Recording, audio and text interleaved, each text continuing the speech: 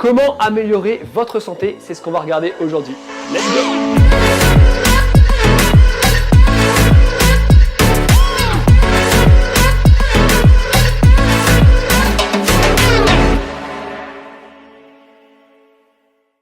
Salut à tous, j'espère que vous avez la forme et la santé. Aujourd'hui, on va regarder un petit peu quelles sont les priorités à mettre en place pour améliorer notre santé. Qu'est-ce que je dois faire en premier? Qu'est-ce que je dois privilégier pour pouvoir améliorer ma santé? Donc on va commencer par une définition de la santé. À mon sens, la santé, c'est une pyramide entre tout ce qui tourne autour du sommeil, la gestion du stress, donc on va dire tout ce qui est la régénération du corps, donc sommeil, stress, etc. Tout ce qui est alimentation, bien évidemment. Et dernière chose, le sport. Le fait d'avoir une activité physique, le fait de mettre du mouvement dans sa vie. On s'entend bien, la santé, ce n'est pas que ça.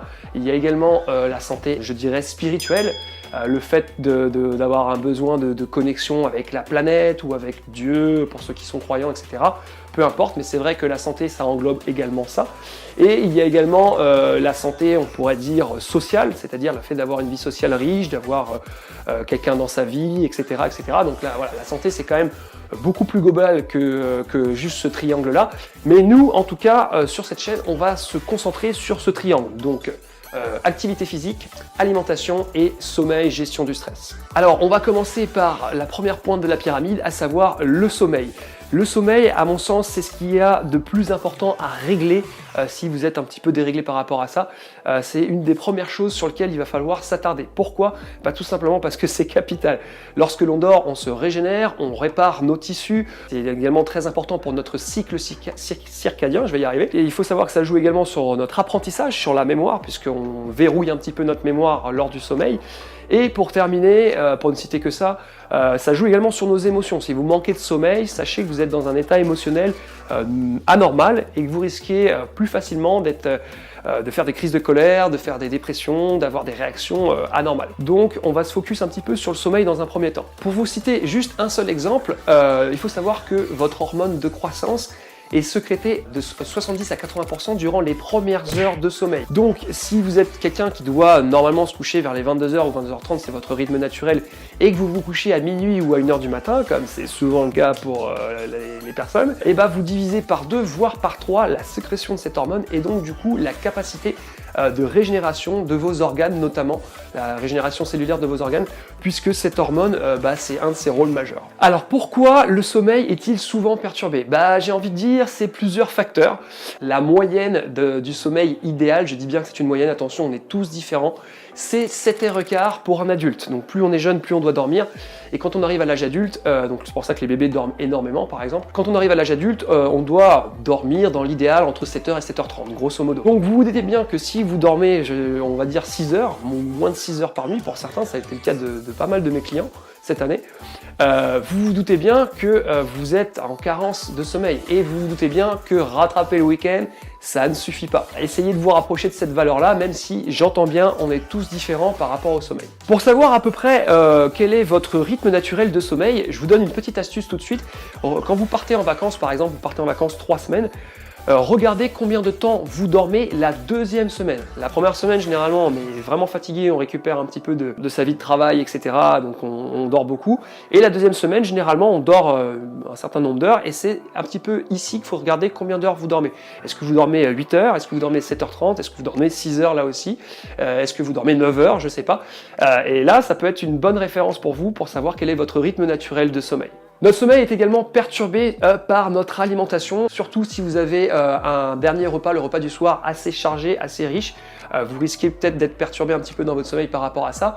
Ma recommandation par rapport à ça, c'est vraiment d'essayer de manger le plus tôt possible et le repas du soir, je vous conseille vraiment de faire un repas léger. Il y a également d'autres facteurs comme les écrans de smartphones et de tablettes et d'ordinateurs qui émettent une lumière bleue qui malheureusement stimule notre organisme, à contrario de la lumière rouge qui lui a tendance à l'apaiser.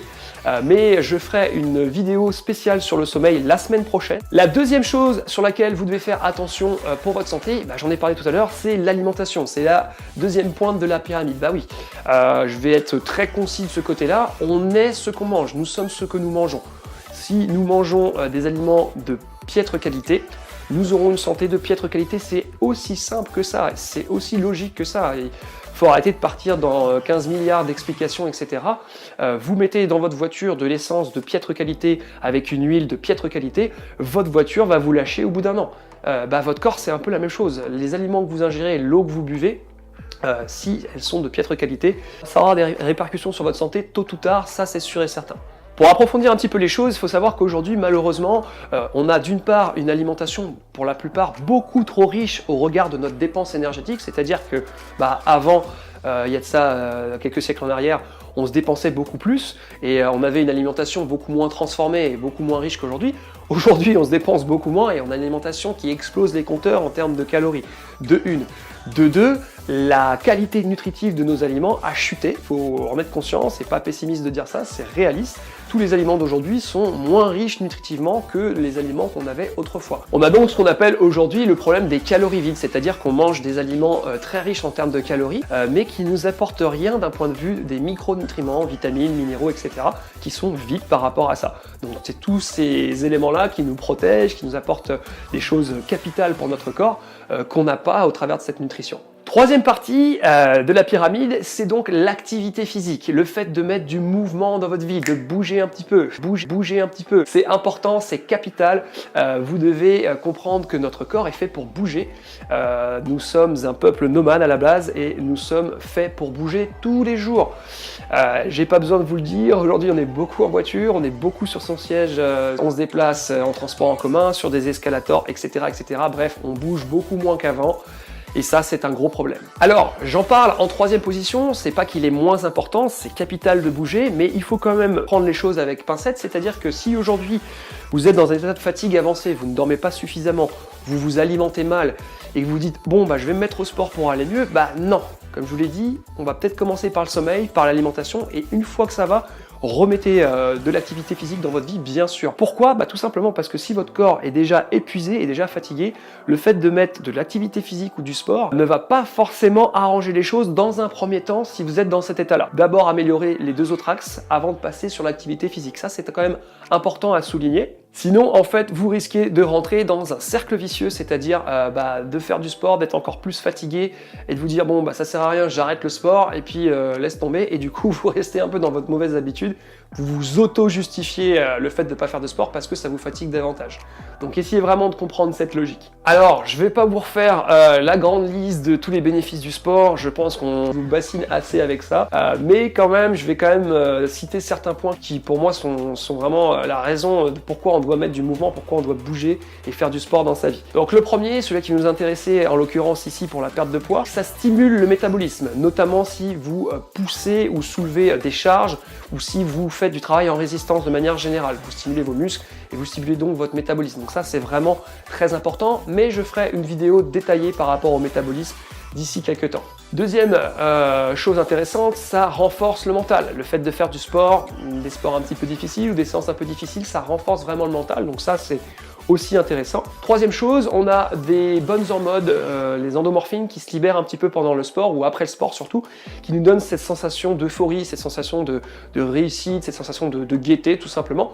Donc ça, c'est toujours sympa à prendre et c'est d'ailleurs pour ça que le sport nous manque quand on n'en fait pas et qu'on avait l'habitude d'en faire. Alors rapidement, je vais parler de ça parce que forcément tout le monde en parle, mais c'est vrai que ça lutte contre la plupart des maladies occidentales, les AVC, les cancers, les crises cardiaques, les problèmes de tension, etc., etc. Et bien sûr, ce qui vous intéresse le plus, c'est que ça permet de garder un corps athlétique, esthétiquement parlant joli, et donc du coup, voilà, c'est surtout pour ça qu'on généralement on se lance dans le sport. Également, ça retarde le vieillissement, pas besoin de vous le dire, si vous regardez les personnes un peu âgées qui font du sport et ceux qui n'ont pas du tout fait de sport depuis des années, vous voyez tout de suite la différence.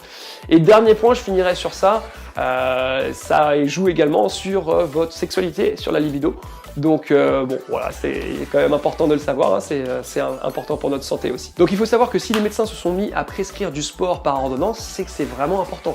Ça a vraiment un rôle sur notre santé, c'est vraiment, comme je l'ai dit dans le triangle, c'est vraiment une des pointes importantes de votre santé, il faut en être conscient. Alors vous allez me dire, ouais John, t'es bien gentil, mais là il y a beaucoup de choses à mettre en place, qu'est-ce que je fais, comment je procède, etc. Et j'y viens tout de suite. Première chose, comme je vous l'ai dit tout à l'heure, il faut régler votre sommeil, c'est la priorité à rétablir, c'est vraiment là-dessus que tout repose. Si vous êtes fatigué, si vous êtes d'une fatigue chronique, il faut vraiment régler votre sommeil, c'est capital. Sur les 21 prochains jours, je veux que vous rajoutiez au moins une demi-heure, voire 1 heure de sommeil. Si c'est vraiment impossible, si vous ne pouvez pas faire l'effort de vous coucher plus tôt, parce que généralement on ne peut pas se lever plus tard, hein, on doit aller bosser, mais si vous ne pouvez pas vous coucher plus tôt parce que pour X ou Y raison, vous me calez une sieste de 15 minutes dans la journée, généralement après manger. Vous allez manger je ne sais où au bureau le midi par exemple, vous vous calez dans un petit coin, vous mettez la tête en arrière, même si vous dormez pas, vous vous calez, l'idéal quand la digestion commence un petit peu, comme ça aide, 15 à 20 minutes, maxi 25, 30 minutes, grand maximum, sinon vous risquez de passer après en sommeil profond et là quand vous vous réveillez c'est la galère, mais je vous assure que ça vous donne un petit coup de peps par rapport à l'après-midi ou par rapport au sommeil de manière générale. Donc dans l'idéal, une demi-heure à 1 heure de plus dans le sommeil, et si c'est vraiment pas possible, une petite sieste de 15 minutes à 20 minutes sur l'après-midi au boulot, ok ? Sur les 21 jours qui suivent, donc les 21 premiers jours, vous mettez en place cette habitude au niveau du sommeil, chaque chose en son temps. Sur les 21 jours d'après, vous mettez en place une règle alimentaire toute bête que je vais vous dire aujourd'hui. Vous supprimez, dans la mesure du possible, tous les produits transformés. Vous ne consommez que des produits naturels. Okay, vous arrêtez les produits transformés, vous arrêtez les miel pops le matin, vous arrêtez les pâtes, si possible, le pain, etc. Essayez de vous concentrer sur des aliments naturels. Alors, c'est très simple. Vous vous projetez 20 000 ans en arrière, vous vous dites, ok, l'aliment que j'ai dans mon assiette, là, est-ce que je le trouve dans la nature ? C'est aussi simple que ça. Vous faites ça aussi sur 21 jours. Troisième et dernière chose, sur les 21 jours suivants encore, vous faites au moins 2 fois 30 minutes de sport par semaine. Dans l'idéal, des circuits training avec une bonne intensité, mais à la limite, pour commencer, peu m'importe, juste prendre l'habitude de vous réserver 2 fois 30 minutes dans la semaine où vous bougez. Vous pouvez aller marcher, vous pouvez aller faire ce que vous voulez. Dans un premier temps, je m'en fiche un petit peu, mais vous bougez, vous réservez du temps à une activité physique. Je ferai de toute façon des vidéos détaillées par rapport à chaque chose, le sommeil, l'alimentation, je reviendrai dessus souvent, et le sport. Mais si vraiment vous avez du mal à vous motiver pour le sport, vous pouvez prendre un coach avec 1 ou 2 amis.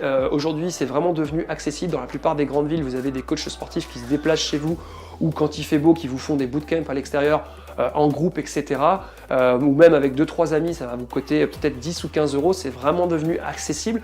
Donc vraiment, si vous avez du mal à vous motiver, vous n'arrivez pas à mettre vos baskets et ça ne veut pas, vous n'y arrivez pas tout seul, trouvez quelqu'un avec qui le faire, engagez un coach, mais voilà, vous y mettez, ou trouvez quelque chose qui vous plaît. Ça peut être du yoga, ça peut être de l'aquagym, ça peut être ce que vous voulez, mais vous m'implémentez 2 fois 30 minutes par semaine de sport sur 21 jours également. Ok ?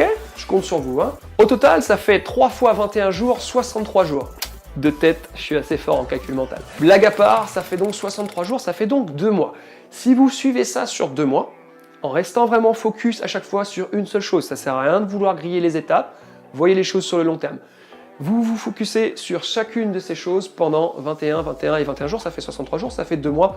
Je vous assure qu'en 2 mois, votre vie déjà, en termes d'habitude, a radicalement changé si vous avez réussi à mettre en place chacune de ces choses-là. Alors, pourquoi 21 jours ? Alors, il faut savoir que ça a un petit peu changé d'après mes dernières lectures. C'est pas vraiment 21 jours, ça serait plus 30 jours. Mais bon, c'est pas grave, 21 jours, c'est déjà très bien.